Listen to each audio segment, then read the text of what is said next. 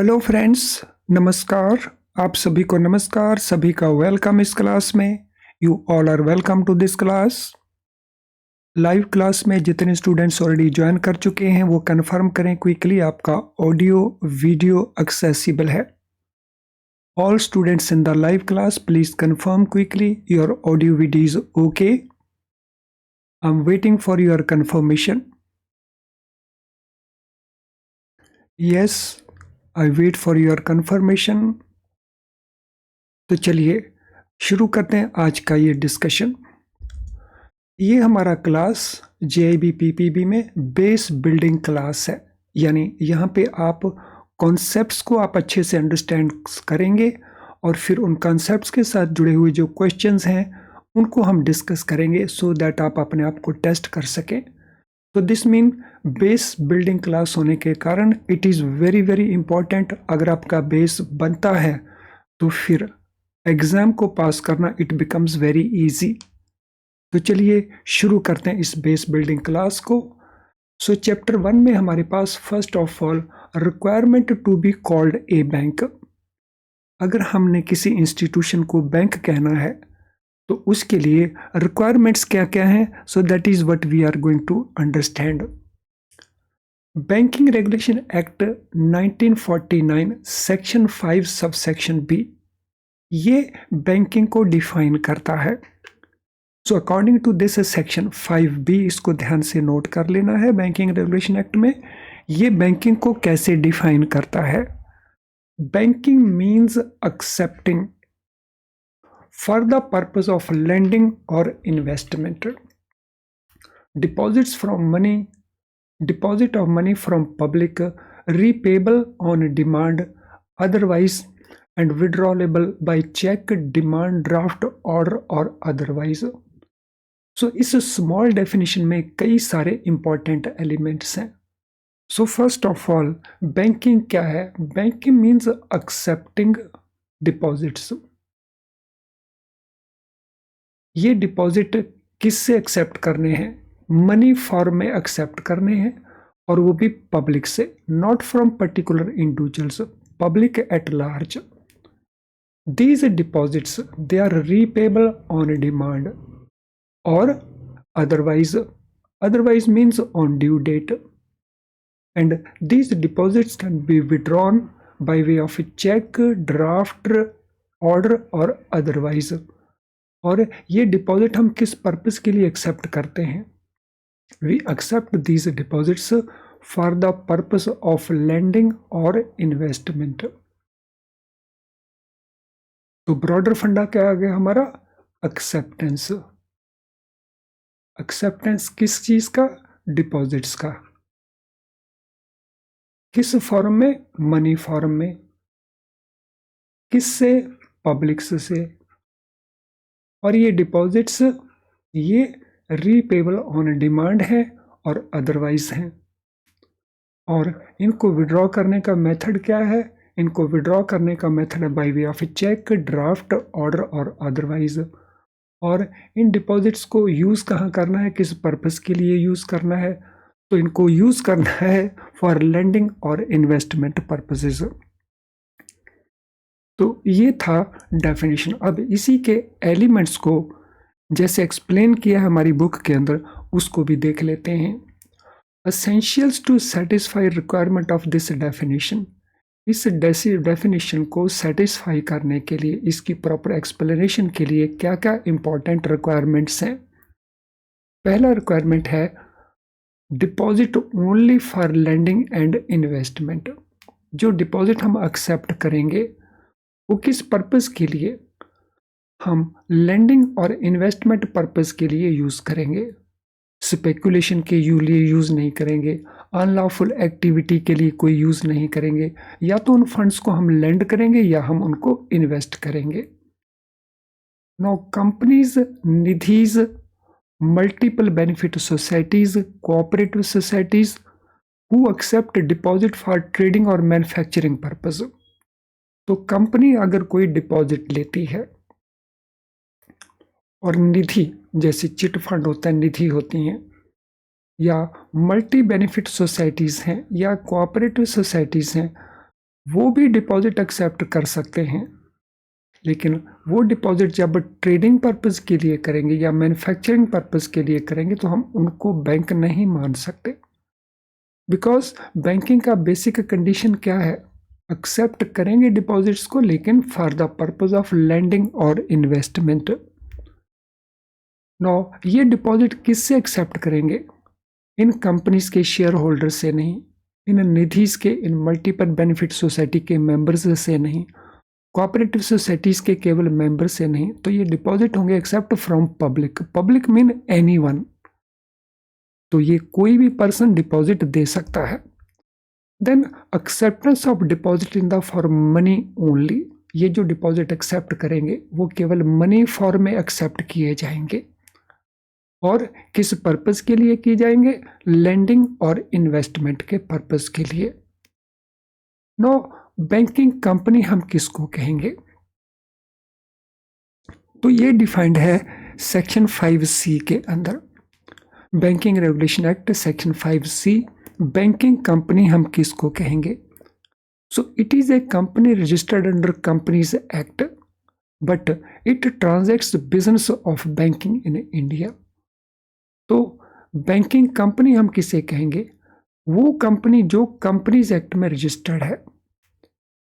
सो इसका registration companies act 1956 में भी हो सकता है, 2013 में भी हो सकता है। और ये कौन सा बिजनेस ट्रांजैक्ट करती है? ये ट्रांजैक्ट करती है बैंकिंग का बिजनेस। और बैंकिंग का बिजनेस क्या है वो हम यहाँ पे डिफाइन कर चुके हैं। So banking business means accepting for the purpose of lending और इन्वेस्टमेंट द डिपॉजिट्स। तो ये बैंकिंग का काम करती है। सो बैंकिंग कंपनी क्या है, बैंकिंग क्या है, तो all this is now understood to us. तो आई होप यहाँ तक हर चीज़ अच्छे से क्लियर है। अगर किसी का कोई क्वेश्चन है तो वो क्वेश्चन इस वीडियो के कमेंट बॉक्स में टाइप कर सकते हैं, वहाँ से हम आपको सूटेबली आंसर कर देंगे। तो चलिए अब इसमें हम आगे चलते हैं, लेट अस मूव फर्दर। तो आई होप जो हमारा पेस है यानी स्पीड है आपको अंडरस्टैंड करने के लिए और आपको लिख लेने के लिए इट इज़ प्रॉपर। तो नोट्स ज़रूर बनाते जाना आप, क्योंकि जब आप हैंड रिटन नोट्स बनाते हैं तो उसका बहुत बड़ा एडवांटेज ये रहता है कि उस कॉन्सेप्ट को और बेहतर तरीके से अंडरस्टैंड कर लेते हैं। Now banking regulation act section 7 sub section 1, तो ये सेक्शन प्रोहिबिट करता है, रोक लगाता है किसके ऊपर? बैंकर वर्ड यूज करने के ऊपर, बैंकिंग वर्ड यूज करने के ऊपर, बैंकिंग कंपनी वर्ड यूज करने के ऊपर। कोई भी कंपनी अगर बैंकिंग का बिजनेस नहीं करती, कोई भी कंपनी अगर बैंकिंग का बिजनेस नहीं करती, यानी अगर वो कंपनी बैंकिंग कंपनी नहीं है, तो वो अपने नाम के साथ ना तो बैंकर यूज कर सकती है, ना वो बैंकिंग वर्ड यूज कर सकती है, ना वो बैंकिंग कंपनी वर्ड यूज कर सकती है। तो देयर इज ए रिस्ट्रिक्शन, ताकि पब्लिक को किसी भी प्रकार से कोई कंफ्यूजन ना हो कि ये कंपनी बैंकिंग कंपनी है या कि एक नॉर्मल कंपनी है। Section 7(2) prohibits use of such words by individual or group of individual or a firm. So not only के बैंकिंग रेगुलेशन एक्ट किसी कंपनी के ऊपर ये रोक लगाता है, रादर ये रोक, ये restriction it is applicable on individuals also, it is applicable on group of individual also, it is applicable on firm also. तो फर्म्स हों, इंडिविजुअल हों, ग्रुप ऑफ इंडिविजुअल्स हों, कंपनीज हों, ये कोई भी अपने नाम के साथ इन वर्ड्स को यूज नहीं कर सकता। लेकिन अगर वो बैंकिंग का काम करती है कंपनी, तो वो अपने नाम के साथ ये लगा सकती है। फॉर एग्जाम्पल जब हम कहते हैं एक्सिस बैंक या HDFC बैंक, तो ये बैंकिंग कंपनीज हैं। तो ये बैंकिंग कंपनीज का काम बैंकिंग का काम करती हैं, hence they are able to use the word bank with their name. Now some time question में बी आस्क्ड, ये जो मनी लेंडर्स होते हैं are they bankers? Are money lenders bankers? अगर हैं तो कैसे, अगर नहीं है तो क्यों नहीं? The definition does not include money lenders और महाजन्स और साहूकार्स और शेटीज, बिकॉज वो जो बिजनेस रन करते हैं वो एज इंडिविजुअल रन करते हैं या वो as group of individuals run करते हैं, इसीलिए इनमें से किसी को भी हम we can not include in the term banking. तो रीजन पीछे क्या है, तो दैट इज इक्वली इंपॉर्टेंट। केवल फैक्ट क्या है वो ना जरूरी नहीं है अकेला, उसके पीछे रीजन क्या है, क्यों नहीं है वो bankers. No there is a case Chettiar versus Ramanathan Chettiar, Madras high court का ये बहुत पुराना केस है। तो इसमें कोर्ट ने क्या कहा, a money lender lends his own money, जो मनी लेंडर्स हैं वो अपने ही मनी को लैंड करते हैं, वो पब्लिक से मनी नहीं लेते हैं। और वो बैंकर क्या होता है, बैंकर लैंड करता है मनी को, लेकिन वो अपने कस्टमर्स का, अपने डिपॉजिटर का पैसा लैंड करता है। और ये जो मनी लेंडर्स हैं ये अपने ही मनी को लैंड करते हैं, इसीलिए they can not be called bankers, उनको बैंकर हम नहीं कह सकते। So there was another case, Mahalakshmi bank limited versus registrar of companies. Accepting deposit of money from public is important condition. A company gave a loan to public but did not accept deposits from the public.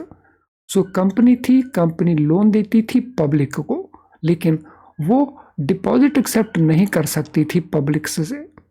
तो अगर वो public से deposit accept नहीं कर सकती तो it can not B considered A banking company under section 5B of banking regulation act. तो important जितने भी हमने एलिमेंट नोट किए थे उनसे रिलेटेड ये लीगल केसेस हैं जो इस बात की पुष्टि करते हैं कि बैंकिंग के काम के लिए क्या क्या इंपॉर्टेंट एलिमेंट्स हैं। तो आई एम श्योर ये सारा कुछ हमने ठीक से अंडरस्टैंड कर लिया होगा। अब सेक्शन 6 बैंकिंग रेगुलेशन एक्ट, तो इसमें क्या क्या रिक्वायरमेंट्स हैं। Banks can carry out certain transactions, bank किस किस प्रकार की ट्रांजैक्शंस कैरी कर सकते हैं, तो इसका डिटेल हमें इस सेक्शन में मिल जाएगा। So banks can carry out certain other transaction such as, other transaction means deposit वो एक्सेप्ट कर सकते हैं, लेंडिंग कर सकते हैं, इन्वेस्टमेंट एक्टिविटी कर सकते हैं, इसके अलावा और कौन सी एक्टिविटी कर सकते हैं। So that is what we will try to know now. So they can discount the bills, उनके जो बोरोर कस्टमर्स हैं, जो सेल बिल्स होते हैं उनको लेकर के वो बैंकों के पास आएंगे, उनको वो डिस्काउंट कर सकते हैं, यानी उनके अगेंस्ट वो पैसा दे सकते हैं।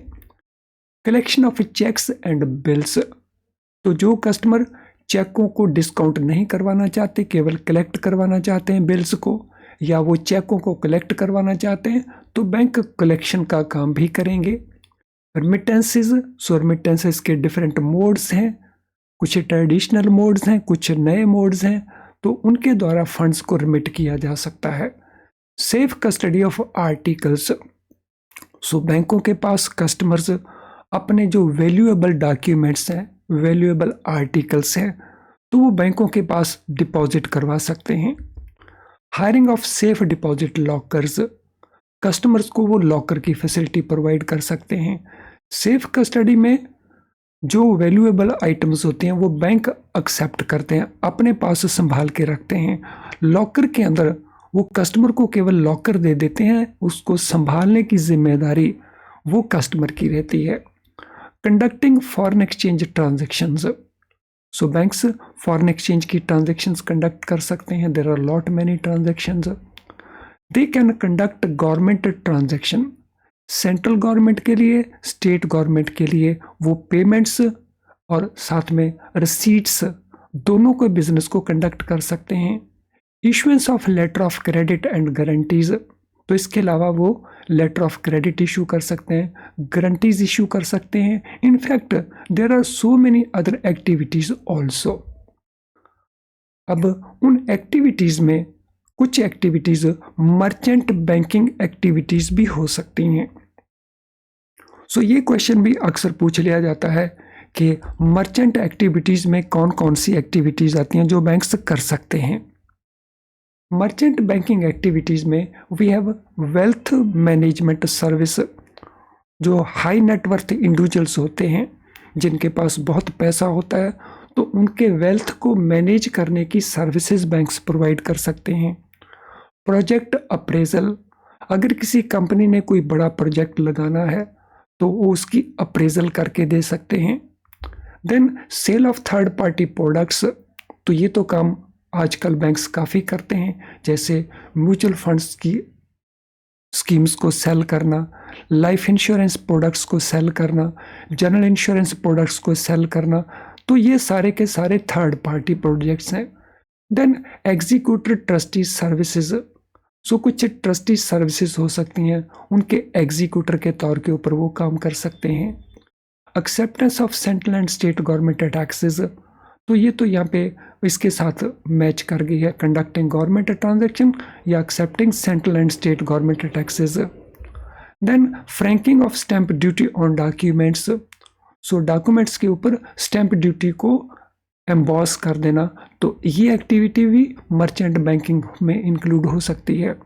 सिक्योरिटीज ट्रेडिंग, तो वो सिक्योरिटीज़ का ट्रेडिंग भी कर सकते हैं, अपने लिए भी कर सकते हैं और अपने कस्टमर्स के लिए भी कर सकते हैं। Then they can conduct factoring business, so factoring business में वो जो रिसीवेबल्स होते हैं तो उनको वो डिस्काउंट कर लेते हैं।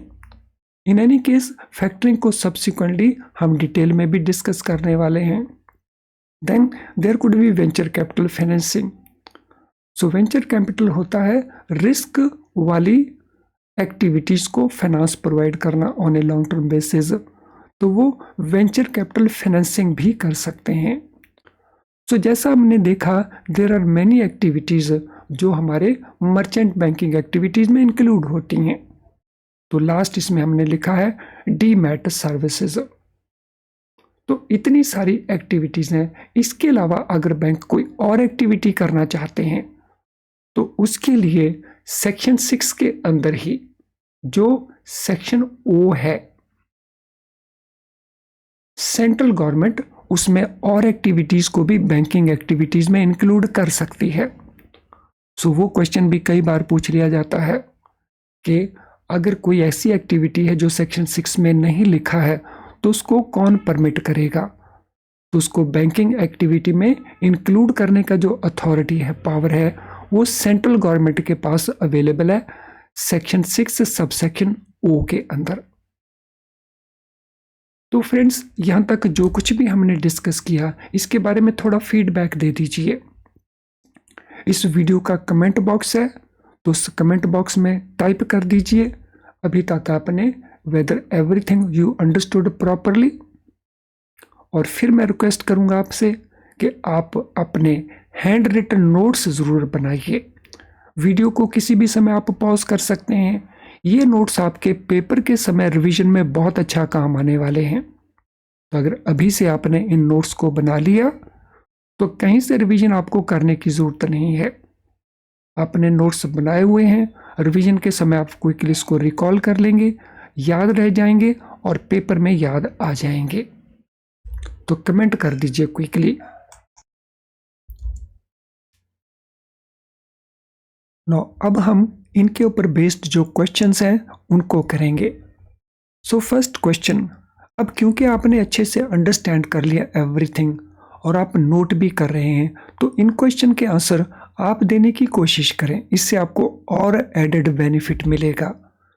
What is primary criteria for an entity to be considered as a bank under section 5 subsection B banking regulation act?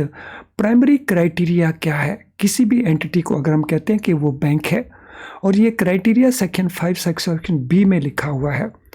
accepting deposit in the form of money and for the purpose of lending and investment, deposit from the public, deposit for lending and investment, companies, nidhis, multiple benefit societies, cooperative societies accepting deposits, trading और manufacturing।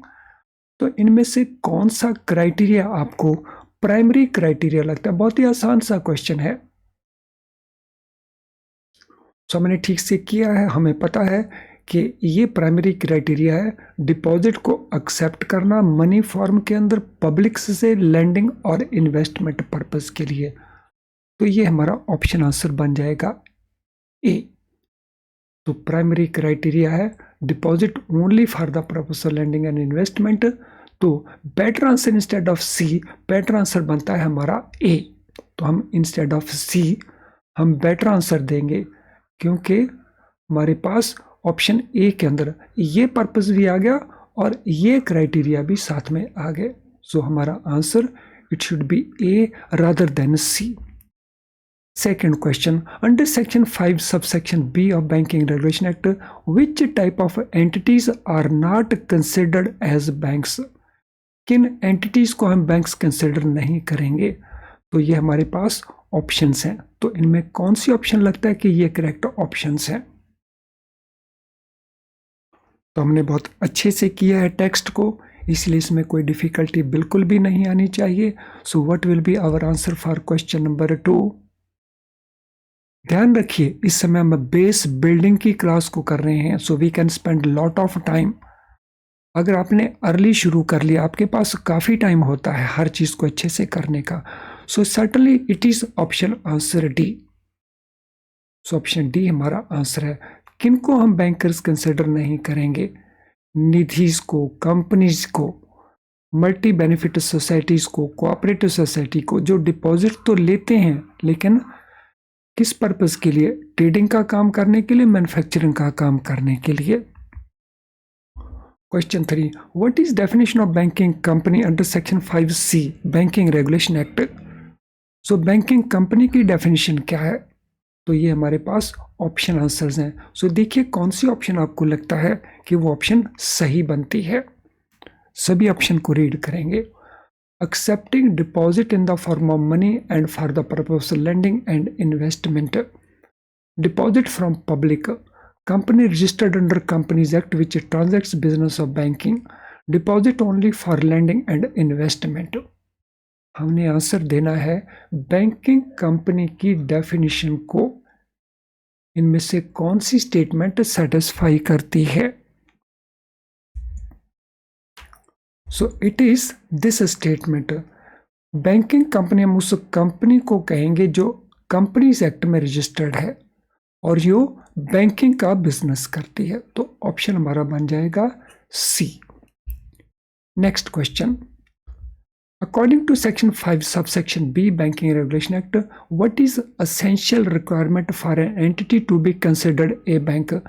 देखिए वही section 5B में से अलग अलग questions कैसे बनते हैं तो ये भी आप देख सकते हैं। अगर आपने सेक्शन 5B को अच्छे से कर लिया तो फिर जैसे भी वो मर्जी क्वेश्चन पूछेगा बड़ी आसानी से हम उनको हैंडल कर सकेंगे। तो एसेंशियल क्या है? Deposit from public, companies like Nidhi this and this, accepting deposit in the form money and for the purpose of lending and investment, deposit only for the purpose of lending and investment. Essential requirement हमने बतानी है।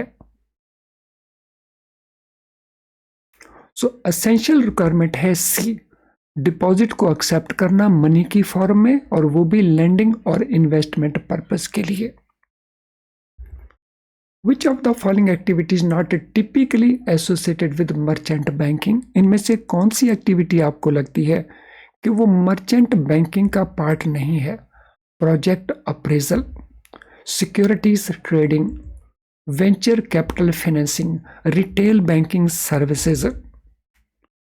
तो बहुत सारी activities हमने देखी थी जो मर्चेंट बैंकिंग का पार्ट है। तो इनमें से कौन सी एक्टिविटी आपको लगता है कि वो मर्चेंट बैंकिंग का पार्ट है? So that is part of merchant banking. Project appraisal है, it is. Securities trading it is, venture capital it is. लेकिन रिटेल बैंकिंग तो अपने आप में एक सेपरेट सेगमेंट है। तो retail banking is not part of merchant banking. Which merchant banking activity involves evaluation of investment opportunities and financial viability of the projects? Merchant banking में वो कौन सी एक्टिविटीज हैं जिसमें हम इन्वेस्टमेंट अपॉर्चुनिटीज का या फाइनेंशियल वायबिलिटी प्रोजेक्ट्स का evaluation करते हैं? थर्ड पार्टी प्रोडक्ट्स का sale, franking stamp duty on documents का, प्रोजेक्ट अप्रेजल का, या डीमैट सर्विसेज। तो हमने बताना है मर्चेंट एक्टिविटी कौन सी वो है, merchant banking activity.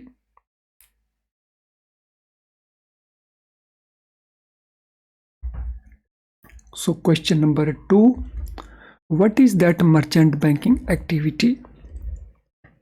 Friend, that is project appraisal. So project appraisal में क्या होता है?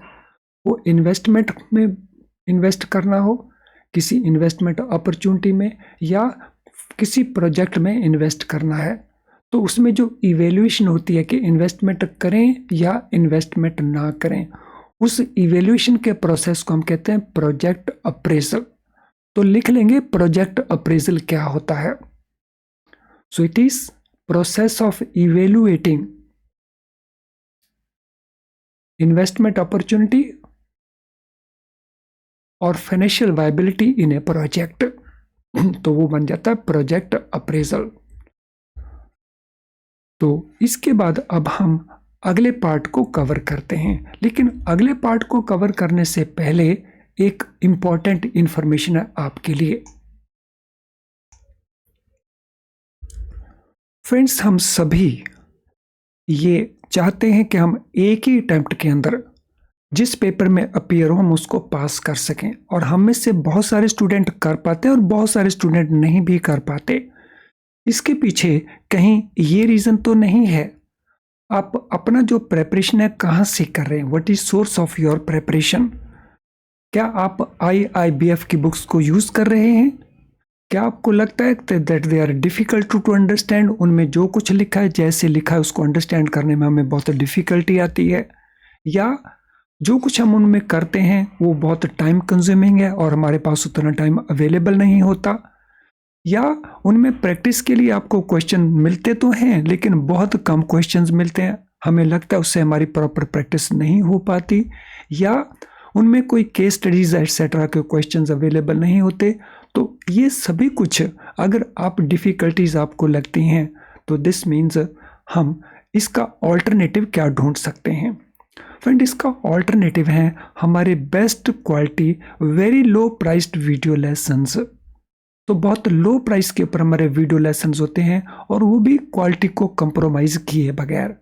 तो चाहे ये JIB के हों, चाहे CIB के हों, या प्रमोशन एग्ज़ाम के हों, इन वीडियो लेसन्स में हम कॉन्सेप्ट्स को बहुत इजी करके अंडरस्टैंड करवाते हैं, जिससे जो डिफ़िकल्ट आपको लगता है वो आसान हो जाता है, और बहुत थोड़े शब्दों में हम समझा देते हैं। इसीलिए जो आपका टाइम कंस्टेंट है तो आपका टाइम का इशू भी सॉल्व हो जाता है। तो अगर ये दोनों इशू हमारे यहाँ पे सॉल्व हो रहे हैं वीडियो लेसन से, तो then it is worth trying. इसके अलावा जो हमारा क्वेश्चन बैंक है वो आपको बहुत सारे क्वेश्चन प्रोवाइड करवाएगा, साथ में उसी में आपको कई सारे केस स्टडी टाइप क्वेश्चन भी मिल जाएंगे। तो ये सारा कुछ आपको बेस्ट क्वालिटी में अवेलेबल है at a very low price. तो इनको हम यूज़ कर सकते हैं, और ये मिलेंगे कहाँ पे? हमारी ऐप के थ्रू या हमारी वेबसाइट के थ्रू। तो आप इनको यूज़ कर सकते हैं। You can always think of and then you can just yourself see the result. तो रिजल्ट क्या रहेगा ये आपको अपने आप पता चल जाएगा। तो चलिए अब हम चलते हैं अगले पार्ट के ऊपर, बैंकर कस्टमर रिलेशनशिप। इनफैक्ट हमारा जो चैप्टर है नंबर 1 उसका टाइटल भी ऑलमोस्ट यही है, बैंकर कस्टमर रिलेशनशिप।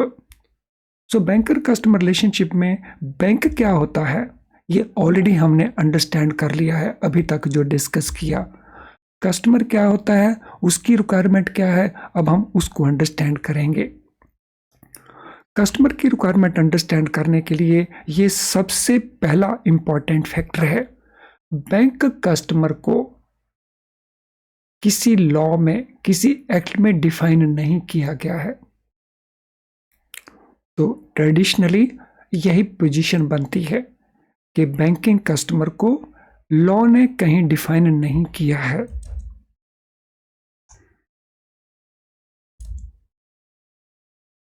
नौ, एक जनरल डेफिनेशन है कस्टमर की। A person who has an account in a bank is considered as a customer. कोई भी पर्सन जिसका बैंक में अकाउंट है तो उसको हम बैंक कस्टमर कंसिडर करेंगे। लेकिन जो करंट डेफिनेशंस हैं वो KYC का डेफिनेशन हो, वो prevention and money laundering act का डेफिनेशन हो, उसमें केवल वो पर्सन्स नहीं जिनका अकाउंट है वही केवल हमारे कस्टमर्स होंगे। इसके अलावा वो पर्सन्स भी जिनका अकाउंट नहीं है लेकिन वो कुछ और कंडीशन को सेटिस्फाई करते हैं तो उनको भी हम कंसिडर करेंगे कस्टमर्स। तो यहाँ पे एक बहुत पुराना डेफिनेशन है सर जॉन पेजेट्स का। उन्होंने क्या कहा, to constitute a customer there must be some recognisable course or habit of dealing with the nature of regular banking business. तो उन्होंने ये डेफिनेशन दी, 200-250 साल पुराना ये डेफिनेशन है। अकॉर्डिंग टू हिम कस्टमर हम किसको कहेंगे? सो कोई भी पर्सन जो डील कर रहा है रेगुलर बैंकिंग बिजनेस के साथ, जो डील कर रहा है, हैबिट ऑफ डीलिंग है, यानी he is in the habit of dealing with regular banking business, तो उसको हम कस्टमर कहेंगे। तो दिस मीन यहाँ पे टाइम एलिमेंट भी साथ में है। तो पहला, he is dealing with the bank, and not only dealing, he has the habit of dealing or course of dealing with the bank। इसी तरह से डॉक्टर हार्ट का डेफिनेशन है। डॉक्टर हार्ट के मुताबिक एक customer is one who has an account with the bank और from whom banker habitually undertake to act as such. तो इसमें हम कस्टमर किसको कहेंगे? जिसका अकाउंट हो बैंक के अंदर और जिसके लिए बैंक हैबिचुअली अंडरटेक करते हैं सम एक्शंस, तो उनको हम कस्टमर्स कहेंगे। लेकिन अब हम चलते हैं जो हमारी मॉडर्न डेफिनेशंस हैं। तो जो डेफिनेशन अभी हमने देखी वो ओल्ड डेफिनेशन है। No circumstances have changed now. तो चेंज सर्कमस्टांसेस में नए रिस्क आ गए, नई एक्टिविटीज आ गई। तो उस कॉन्टेक्स्ट में हम KYC में कस्टमर कैसे डिफाइन करते हैं उसको अंडरस्टैंड करते हैं। So who is customer according to KYC? A person or entity which maintains an account and or has business relationship with bank or conducts a transaction with bank. तो कोई भी person, तो person means individual और उसके साथ कौन आ गया? Entity. So entity जैसे कंपनी हो सकती है, पार्टनरशिप हो सकती है, प्रोप्राइटरशिप हो सकती है, ट्रस्ट हो सकते हैं, ये एंटिटीज हैं। तो कोई भी पर्सन और एंटिटी अगर वो मेंटेन करती है अकाउंट और या उसकी बिजनेस रिलेशनशिप है विद ए बैंक या वो कंडक्ट करती है ट्रांजैक्शंस विद द बैंक।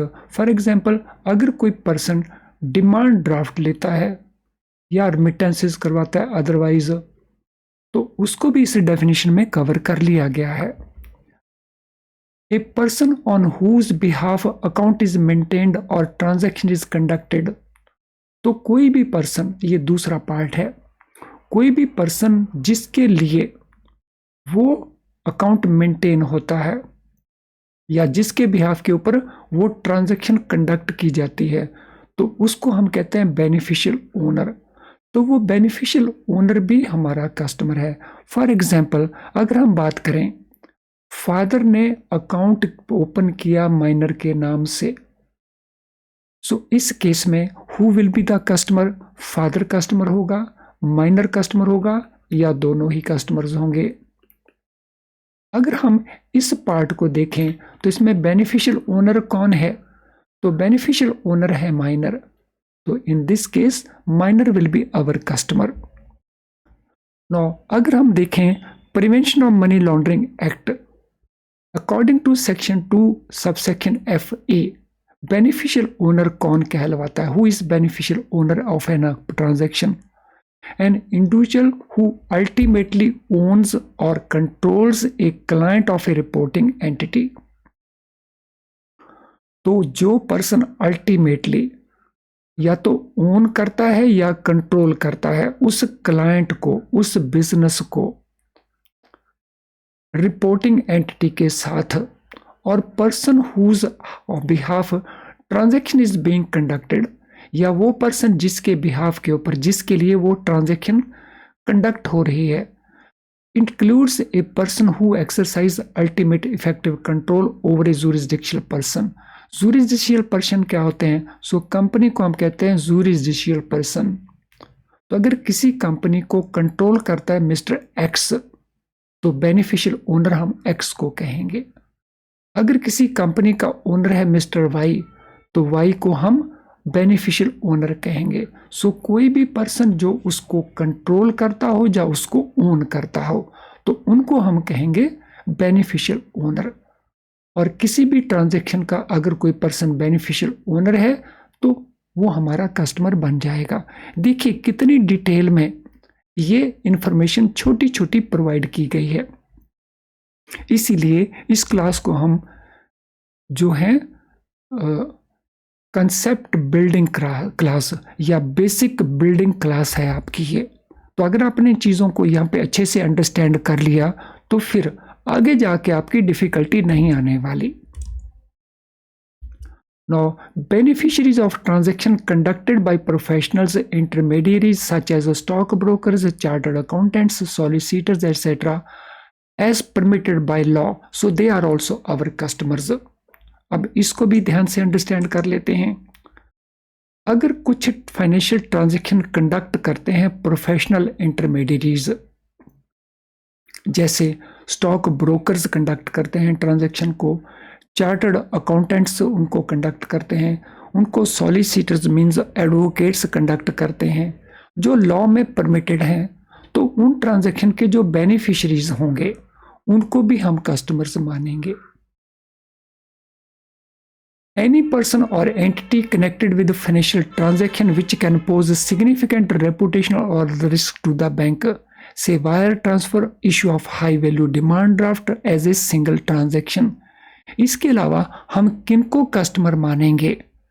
कोई भी ऐसी फाइनेंशियल ट्रांजैक्शन जो कोई भी इंडिविजुअल करता है या कोई एंटिटी करता है, जो बैंक के लिए एक बड़े रिस्क का या रेपुटेशन रिस्क का कारण बन सकती हैं, जैसे वायर ट्रांसफर्स हैं या हाई वैल्यू के डिमांड ड्राफ्ट्स हैं, या इवन हम आरटीजीएस को ले सकते हैं, एनईएफटी को ले सकते हैं। तो अगर ये लार्ज अमाउंट की सिंगल ट्रांजैक्शंस हों तो उनको भी हम कस्टमर कंसिडर करेंगे। तो ब्रॉडली हमने यहाँ पे देखा कस्टमर को हम दो कैटेगरी में सेग्रीगेट कर रहे हैं। एक वो कस्टमर जो अकाउंट होल्डर कस्टमर्स हैं, तो इनको हम कहते हैं अकाउंट रिलेशनशिप कस्टमर्स, और दूसरे जो अकाउंट होल्डर नहीं है, सो ये हैं हमारे नॉन अकाउंट होल्डर कस्टमर्स।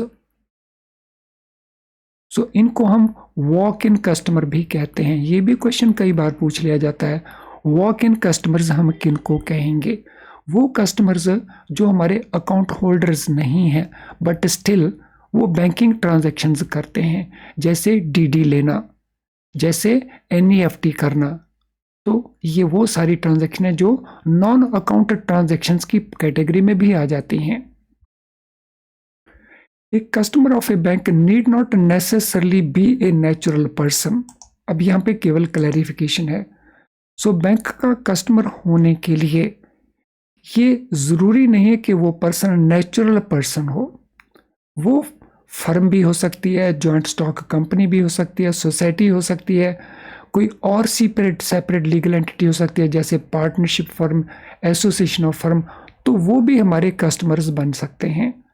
तो ये जो बाकी पर्सन है अदर देन नेचुरल पर्सन्स, इनको हम कहते हैं जुरिडिशियल पर्सन्स,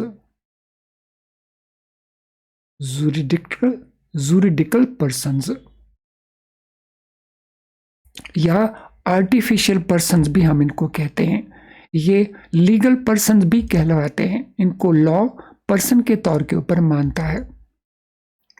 देखिए, कस्टमर के बारे में जो हम सिंपल सी बातें जानते हैं, तो अब इस पूरी स्लाइड को करने के बाद और कितनी सारी इंपॉर्टेंट बातें हैं जो कस्टमर से रिलेटेड हैं और यहीं से हमारे क्वेश्चंस बनते हैं। तो चलिए अब हम चलेंगे अगले पार्ट के ऊपर। एक बात और भी है, explanation to section 45Z for Banking Regulation Act clarifies customer includes government department and corporation। तो केवल यही लोग नहीं, गवर्नमेंट डिपार्टमेंट या कॉरपोरेशंस जो लॉ में इनकॉर्पोरेटेड हैं उनको भी हम कस्टमर की कैटेगरी में इंक्लूड करते हैं।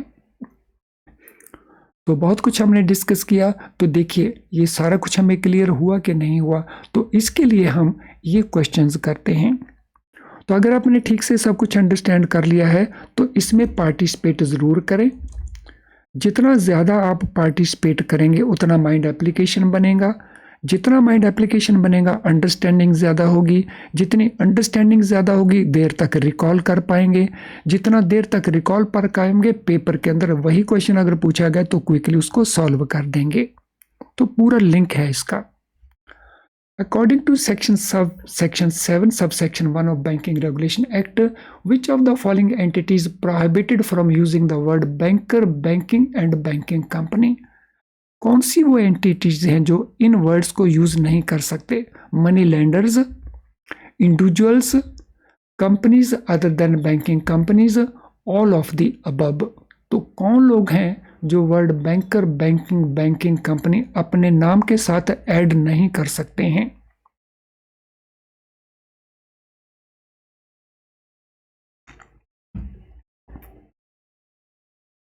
तो दीज आर ऑल, ये सारे के सारे हैं। तो यहाँ पे विच of the following is prohibited, किसके ऊपर रोक है? सो मनी लेंडर्स के ऊपर रोक है, इंडिविजुअल भी यूज नहीं कर सकते, कंपनी जो अदर देन बैंकिंग कंपनीज हैं वो भी यूज नहीं कर सकते। तो आंसर हमारा कौन सा बनेगा? All the above. तो ये तो आंसर हमारा गलत आंसर है, तो ऑप्शन हमारा बनना चाहिए डी। तो चलिए अगले क्वेश्चन के ऊपर चलते हैं। इन case of K Chettiar versus R Chettiar, Madras high court, what is the distinction between money lender and the banker? So इस केस के अंदर एक की डिस्टिंक्शन पाई थी कोर्ट ने मनी लेंडर के बीच में और बैंकर के बीच में। वो की डिस्टिंक्शन क्या थी जो हमने रीड किया उसी के बेसिस के ऊपर आंसर देना है। Money lenders can lend money of their customers, money lenders lend their own money, banker lend money to individuals only, banker lend money of their customers deposits। तो हमने बताना है की डिस्टिंक्शन मनी लेंडर और banker के बीच में क्या है। What is the distinction between these two, इन दोनों के बीच में की डिस्टिंक्शन क्या है? सो की डिस्टिंक्शन केवल बी नहीं है, मनी लेंडर्स अपना मनी लेंड करते हैं और बैंकर वो भी मनी लेंड करते हैं अपने कस्टमर्स का। तो दोनों के अंदर डिस्टिंक्शन जो है वो कंप्लीट बी एंड डी ये दो ऑप्शन से होती है। तो instead of answering only B हमारा एग्जैक्ट आंसर बनेगा B and D, because B के अंदर मनी लेंडर अपना पैसा लेंड करते हैं और डी में बैंकर अपना पैसा नहीं अपने कस्टमर का जो डिपॉजिट है उसको वो लेंड करते हैं। According to decision in Mahalakshmi Bank Limited versus Registrar of Companies, which activity is essential for a company to be considered as a banking company? इस डिसीजन के मुताबिक कौन सी एक्टिविटी असेंशियल है जो कंपनी को करनी है ताकि हम उसको बैंकिंग कंपनी कहें? Granting loans to public, accepting deposit from public, providing financial consultancy, investing in stock market. हमने बताना है इसमें असेंशियल पार्ट, एसेंशियल एक्टिविटी कौन सी है ताकि हम उसको बैंकिंग कंपनी कंसिडर कर सकें। तो देखिए कौन सा आंसर बनता है इसके लिए। फ्रेंड इसके लिए आंसर हमारा बनता है accepting deposit from public, no granting loans to public. तो ये तो काफ़ी नहीं है क्योंकि लोन्स के साथ इन्वेस्टमेंट भी है। Accepting deposit from public, yes it is important. तो ये हमारा ऑप्शन आंसर है। Which of the following transaction can banks carry out according to section 6 of banking regulation act? Banking regulation act की जो सेक्शन 6 है उसके मुताबिक इनमें किस एक्टिविटी को बैंक्स कंडक्ट कर सकते हैं, ट्रांजैक्शन को कंडक्ट कर सकते हैं स्ट्रिक्टली अंडर सेक्शन 6। बिल्स के डिस्काउंटिंग को, चेक्स एंड बिल्स के कलेक्शन को, रिमिटेंसेस को, या ऑल दी अबव। तो कौन कौन सी ट्रांजैक्शंस आपको लगती हैं which banks can conduct under section 6 banking regulation act? So इनमें ट्रांजैक्शंस हैं सारी की सारी, वो बिलों को डिस्काउंट भी कर सकते हैं, चेक्स का या बिल्स का वो डिस्काउंटिंग कलेक्शन भी कर सकते हैं, रिमिटेंस की सर्विसेज भी वो प्रोवाइड कर सकते हैं। Which of the following is not listed as a transaction which banks can carry out under section 6 Banking Regulation Act? Banking Regulation Act section 6 में हमने कुछ ट्रांजैक्शन की लिस्ट देखी थी, हमने बतानी है इनमें से कौन सी उस लिस्ट में इंक्लूडेड नहीं है। So which is not listed as a transaction? Conducting foreign exchange business, conducting government transactions, issue of letter of credit and guarantees, providing investment advisory services. तो उनमें हमने कौन सी एक्टिविटी नोट की थी? Which is not part of that section 6। So वहां पे जो हमने नोट की थी that was providing investment advisory service. तो ये मर्चेंट बैंकिंग एक्टिविटी का पार्ट है। So this is falls under merchant banking activities, और यही हमारा आंसर है। According to section 7 subsection 2 of banking regulation act, who is prohibited from using the word banker, banking, banking company. तो ये question हमारा repeat हो गया है, तो हम इसको छोड़ सकते हैं। तो इसमें companies other than banking companies, तो वो यूज नहीं कर सकते। मनी लेंडर्स यूज नहीं कर सकते। इंडिविजुअल ऑफ ग्रुप्स और ग्रुप ऑफ इंडिविजुअल ये नहीं कर सकते। तो ऑप्शन सी हमारा अकेले आंसर नहीं बनता, तो इसमें ए, बी एंड सी ये तीनों ही हमारे आंसर्स बन जाते हैं। Who is considered a customer of a bank according to sir John Paget's definition? इनकी डेफिनेशन के मुताबिक हम किसको कहेंगे customer? Any person or entity connected with a financial transaction. B. An individual who ultimately owns or controls a client. C. A person who has an account with a bank or for whom banker habitually undertakes an act. D. A person or entity which maintains an account and has a business relationship with the bank. तो हमने बताना है यहाँ पे sir John Paget की जो definition है, तो इनमें से कौन सी स्टेटमेंट उस डेफिनेशन को फुलफिल करती है? So it is not A, it is not B, it is not D, it is only C. Account हो जिसके लिए बैंकर हैबिचुअली अंडरटेक करते हैं some action. Next question, according to KYC guidelines requirements which of the following is included in the definition of customer? KYC के मुताबिक किसको हम कहेंगे कि वो कस्टमर है? A firm, joint stock company, any other separate legal entity, a person, entity connected with financial transaction posing risk to the bank, a corporation incorporated by और under any law, prevention of money laundering act section 2 section 5A। तो requirement क्या है? Which of the following is included in the definition of a customer? Customer की definition में इनको किसको include करेंगे? So any person or entity connected with a financial transaction जो risk pose करती है। सो किसी भी पर्सन का हमारे पास अकाउंट हो या वो ऐसी कोई ट्रांजैक्शन कर रहा है जो बैंक के लिए रिस्क पोज करती है, तो उसको हम कहेंगे bank customer. Under explanation to section 45Z of Banking Regulation Act, which entities are explicitly mentioned as included in definition of customer? इस सेक्शन में कुछ स्पेसिफिक एंटिटीज हैं जिनका नाम लिखा हुआ है कि उनको भी हम कस्टमर में लेंगे। वो एंटिटीज कौन सी हैं?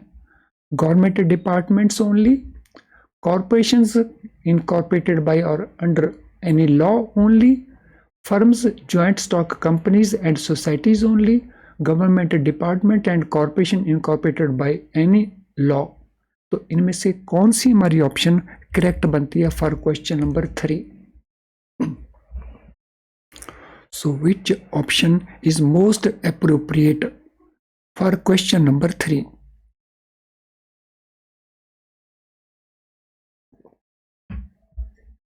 सो क्वेश्चन नंबर 3 के अंदर हमारी जो एक्टिविटी बनती है, एंटिटी जो बनती है, वो है डी, जो स्पेसिफिकली मेंशन्ड है, गवर्नमेंट डिपार्टमेंट्स भी और कॉर्पोरेशंस कॉर्पोरेटेड बाय और under some law.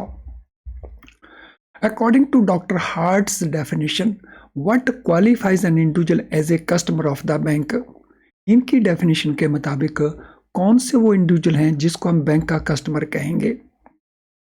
Any person or entity connected with a financial transaction, an individual who ultimately owns or controls a client, a person who has an account with a bank and for whom banker habitually undertakes to act, beneficiaries of transaction conducted by professional intermediaries। So which transaction we are talking here according to Dr. Hart's definition? तो it is option C, a person who has an account with a bank and for whom a banker habitually undertakes to act. Next question. Friends, यहाँ पे question number 1 जो हमने किया था उसकी ओर एक बार हम फिर से जाएंगे। सर जॉन पेजेट्स की जो डेफिनेशन है, इनमें से कौन सी स्टेटमेंट फुलफिल करती है?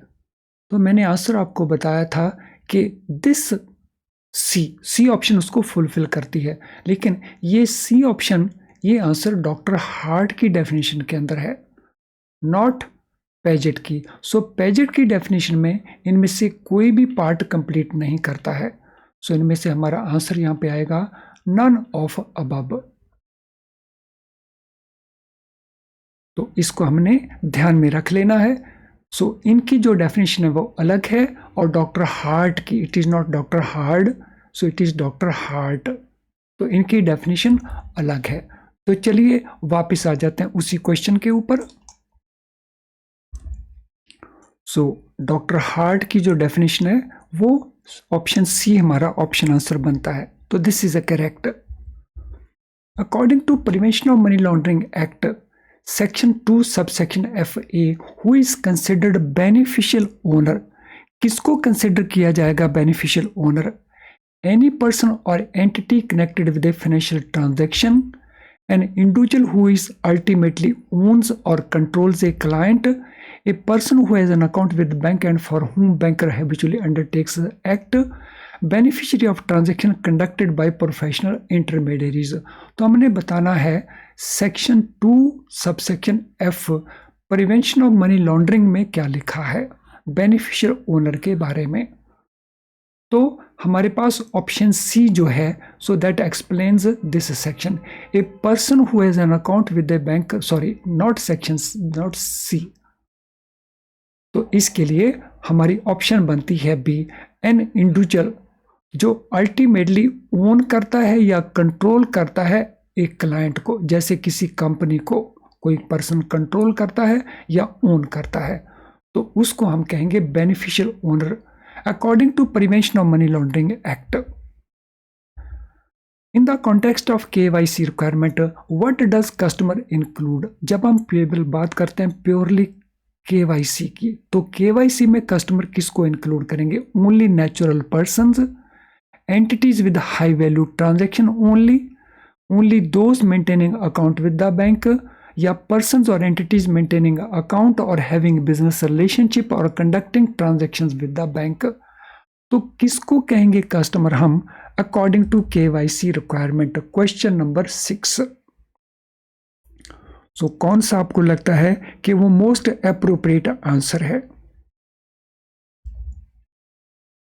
तो क्वेश्चन नंबर 6 के लिए हमारा मोस्ट एप्रोप्रिएट आंसर बनता है ऑप्शन डी। सो कोई भी पर्सन या कोई भी एंटिटी जो हमारे साथ अकाउंट मेंटेन करती है या हमारे साथ उसका बिजनेस रिलेशनशिप है या बैंक में वो ट्रांजैक्शंस को अंडरटेक करती है। फ्रेंड्स, अब हम बात करेंगे डिपॉजिट अकाउंट होल्डर, इनके साथ हमारा रिलेशनशिप क्या है। तो अभी तक हम कस्टमर के बारे में जनरल बातचीत कर रहे थे। पहले हमने बैंकर क्या है वो देखा, उसके क्वेश्चंस किए। उसके बाद हमने कस्टमर क्या है उसके क्वेश्चंस किए। अब हम बात करेंगे उनकी रिलेशनशिप की। तो पहले हम बात करते हैं डिपॉजिट अकाउंट में रिलेशनशिप क्या है। डिपॉजिट अकाउंट में रिलेशनशिप है डेटर एंड क्रेडिटर की। सो बैंक इसके अंदर डेटर है एंड कस्टमर उसके अंदर क्रेडिटर है। Now when a customer deposit money with his bank, so जब बैंक में कस्टमर डिपॉजिट करवाता है money, the customer becomes a lender, तो कस्टमर पैसा बैंक को दे रहा होता है तो वो लेंडर बन जाता है। And bank becomes a borrower, तो बैंक उस केस में बोरर्स बन जाता है। Money handed over to bank is a debt, वो जो डिपॉजिट कस्टमर के द्वारा बैंक में किया गया वो लोन है। हम उसको डिपॉजिट जरूर बोलते हैं to distinguish it from the normal loan, लेकिन वो डेट है। सो डेट मीन्स वो पैसा बैंकर ने वापस देना है कस्टमर को। तो इसीलिए इन दोनों के बीच में रिलेशनशिप क्या है, क्योंकि वो डेट है मनी, इसलिए बैंक को हम कहते हैं डेटर मीन्स देनदार, और कस्टमर को कहते हैं हम क्रेडिटर यानी लेनदार। इस रिलेशनशिप के मेन फीचर क्या क्या हैं, इनको लेकर के भी क्वेश्चंस पूछे जा सकते हैं। तो मेन फीचर्स हैं, customer should make demand for payment, customer को जब भी पैसा वापस चाहिए तो कस्टमर को डिमांड करना पड़ेगा कि मुझे पैसा दीजिए। Demand should be in writing, so जो डिमांड आएगी वो राइटिंग में आएगी। और राइटिंग में वो कैसे आएगी, चेक के थ्रू आ सकती है, ड्राफ्ट लेने के थ्रू आ सकती है, विड्रॉल फॉर्म की फॉर्म में आ सकती है, कोई ऑर्डर हो सकता है या अदरवाइज हो सकता है, यानी जैसे स्टैंडिंग इंस्ट्रक्शंस हैं। और वो कब होना चाहिए, ड्यूरिंग वर्किंग आवर्स होना चाहिए। सो वर्किंग आवर्स किसके, बैंक के वर्किंग आवर्स। थर्ड उसकी मेन फीचर क्या है, customer does not have any security from the bank, तो ये जो डिपॉजिट बैंक को दिया गया तो इसके लिए बैंक उसको किसी प्रकार की कोई सिक्योरिटी नहीं देता, इसीलिए बैंक डिपॉजिट क्या होता है, बैंक डिपॉजिट होता है एक unsecured loan. So bank deposit is unsecured loan because bank does not offer any security to the customer. Law of limitation starts from time demand has been made for repayment, अगर bank payment नहीं करता तो customer जाएगा court में, और court में जाने के लिए उसके पास एक लिमिटेड टाइम अवेलेबल होता है, उस लिमिटेड टाइम को हम कहते हैं लिमिटेशन का पीरियड। सो लिमिटेशन का ये पीरियड यानी वो पीरियड जिस दौरान कस्टमर कोर्ट में जा सकता है, कब से शुरू होता है, जब कस्टमर पैसा डिमांड करता है फॉर पेमेंट। तो वो चाहे सेविंग बैंक अकाउंट हो, चाहे करंट अकाउंट हो, चाहे एफडी अकाउंट हो या आरडी अकाउंट हो, सो जब पैसा डिमांड किया जाएगा सो तब से वो लिमिटेशन का पीरियड स्टार्ट होता है कोर्ट में जाने के लिए। तो ये तो रिलेशनशिप थी डिपॉजिट अकाउंट में। अब रिलेशनशिप हम देखेंगे लोन अकाउंट में रिलेशनशिप। लोन अकाउंट में ये रिलेशनशिप बिल्कुल अपोजिट डायरेक्शन का रिलेशनशिप है। सो अगर डिपॉजिट में डेटर क्रेडिटर है तो लोन अकाउंट में क्रेडिटर डेटर होगा, यानी इसके अंदर जो बैंक है वो रहेगा हमारा क्रेडिटर और जो कस्टमर है तो वो रहेगा debtor. So when bank lends money to the customer, customer is borrower means customer है debtor and bank is lender यानी bank is creditor. So when money is lent to the customer, customer becomes a debtor and bank becomes a creditor. Borrower executes documents and offers security to the bank before using the credit facility. तो जब bank deposit लेता है तो bank कोई security नहीं देता, लेकिन जब बोरर लोन लेता है, कस्टमर लैंड करता है तो बैंक डॉक्यूमेंट लेने के साथ साथ सिक्योरिटी भी लेता है ताकि उस क्रेडिट फैसिलिटी को यूज किया जा सके। सो दिस इज द रिलेशनशिप। अब इसमें एक और इम्पॉर्टेंट पार्ट है और वो ये है कि अगर डिपॉजिट अकाउंट टेम्परेरी बेसिस के ऊपर ओवरड्रॉ हो जाता है, जैसे हम पर्सनल ओवरड्राफ्ट देते हैं, सो जो पर्सनल ओवरड्राफ्ट होगा, तो अगर बैलेंस उसमें डेबिट है तो डिपॉजिट अकाउंट नहीं रहता, डिपॉजिट अकाउंट बन जाता है लोन। तो उस केस में ये रिलेशनशिप लोन वाली बन जाएगी। किस केस में? जब ओवर ड्रॉइंग हो अकाउंट के अंदर, यानी डिपॉजिट अकाउंट में अगर डेबिट बैलेंस है। इसी तरह से ही अगर लोन अकाउंट जैसे कैश क्रेडिट अकाउंट है, तो अगर वो क्रेडिट में आ जाता है तो उस समय रिलेशनशिप जो है so that will be that of debtor and creditor. तो उस समय बैलेंस आउटस्टैंड क्या करता है, उस बेसिस के ऊपर वो रिलेशनशिप को डिटरमिन किया जाएगा। तो आई होप यहाँ तक जो कुछ भी हमने डिस्कस किया, everything is very very clear to all of you. Friend, आज के इस सेशन के साथ आपका कोई भी क्वेश्चन हो तो उस क्वेश्चन को इस वीडियो के कमेंट बॉक्स में आप टाइप कर सकते हैं, वहां से सूटेबली हम आपके क्वेश्चन को आंसर कर देंगे। अगर आपकी कोई जनरल क्वेरी है तो ये हमारा ईमेल आईडी है, तो यहाँ पे आप उसे मेल कर देंगे। अगर ये सेशन आपको यूजफुल नहीं लगा तो इसको डिसलाइक जरूर करें, लेकिन अगर ये यूजफुल लगा है तो फिर इसे लाइक करने में संकोच मत करें। अगर 1 घंटे से ज़्यादा आपने कुछ सीखा है और वो आपको यूजफुल लगा है तो फिर लाइक करने में संकोच मत करें। It will take only 5 to 6 seconds. और हो सके तो इसको आप शेयर कर दीजिए, इसके लिंक को अपने फ्रेंड्स और कोलीग्स के साथ, ताकि उनको भी बेनिफिट मिले। जब आप किसी सेशन को लाइक करते हैं तो YouTube उस लेसन को ज़्यादा से ज़्यादा स्टूडेंट्स को दिखाने की कोशिश कर रहा है, यानी आपका लाइक करना it can benefit many more students.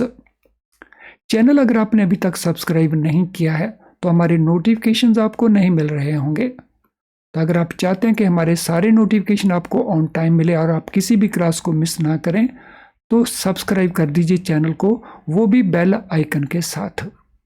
तो कर दीजिए सब्सक्राइब। तो चलिए आज की क्लास को अब हम वाइंड अप करेंगे। Thank you friends and all the best.